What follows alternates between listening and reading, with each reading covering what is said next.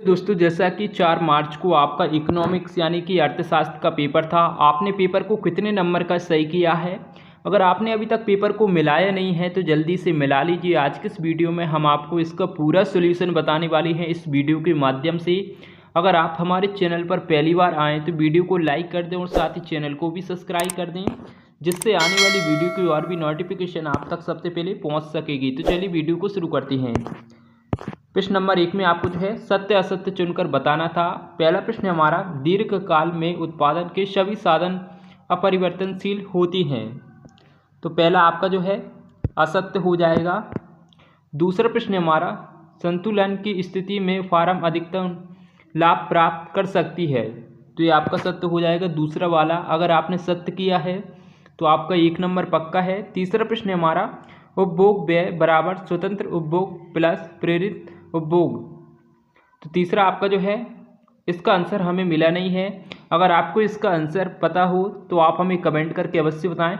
चौथा प्रश्न हमारा, अतिरिक्त मांग की स्थिति में सुधार के लिए सरकारी व्ययों में वृद्धि करना चाहिए। तो चौथा वाला आपको जो है असत्य हो जाएगा। पांचवा प्रश्न हमारा, सांसद के बजट भाषण गृह मंत्री द्वारा दिया जाता है। तो पांचवा जो है आपका असत्य हो जाएगा। छठवां प्रश्न हमारा, आय उत्पादन तथा रोजगार सिद्धांत समष्टि अर्थशास्त्र की शाखा नहीं है।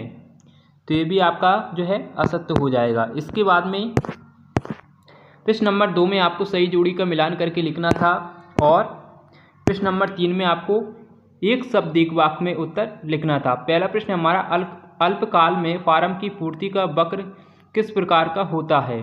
इसका आंसर आप अभी तक हमें मिला नहीं है। अगर आपको पता है तो आप हमें कमेंट करके अवश्य बताएं। दूसरा प्रश्न हमारा, किस वर्ष में अमेरिका एवं यूरोप के देश महामंदी से प्रभावित हुए।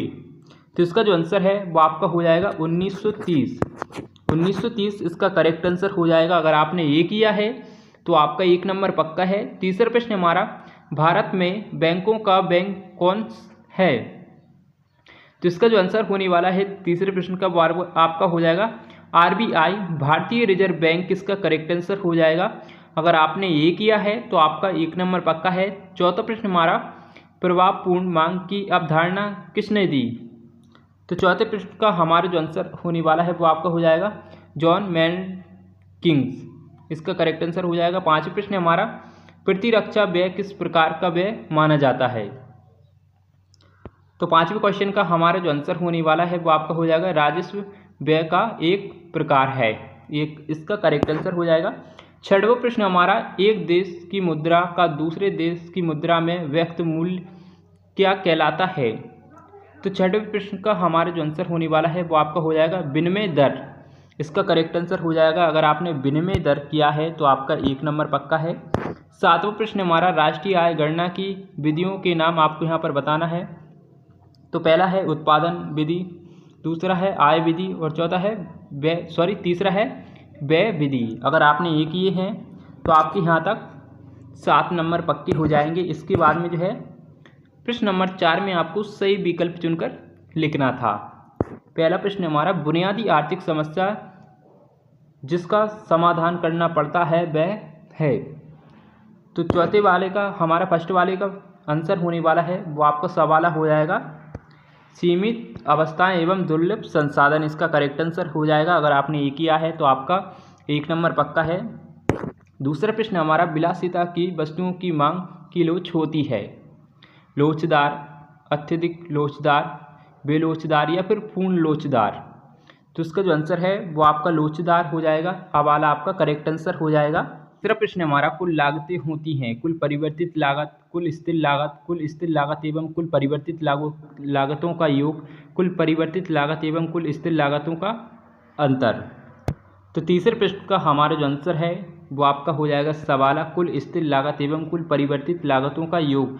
ये इसका करेक्ट आंसर हो जाएगा। इसके बाद में चौथा प्रश्न हमारा, निम्नलिखित में से साधन आय कौन सी है।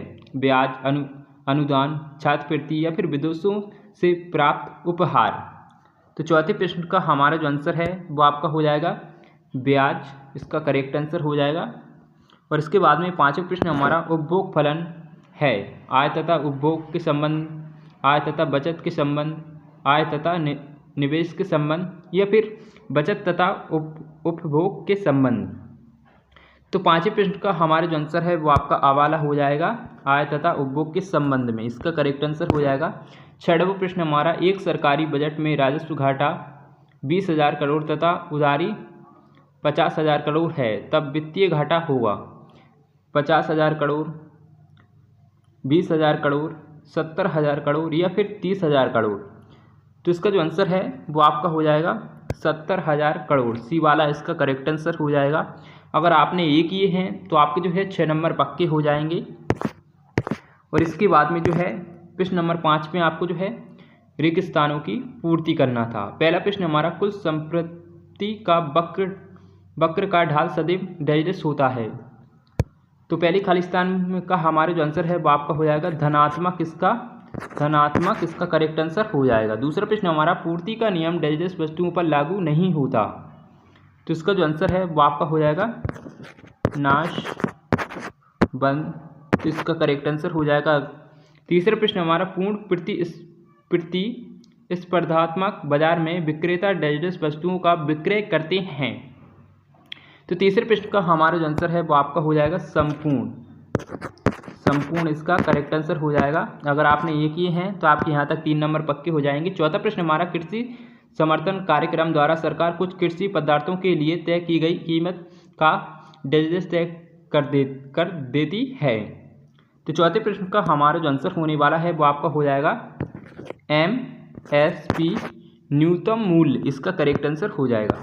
पांचवें प्रश्न हमारा, जॉन मेनार्ड की प्रसिद्ध पुस्तक the general theory of employment interest and money का प्रकाशन सन डैश में हुआ।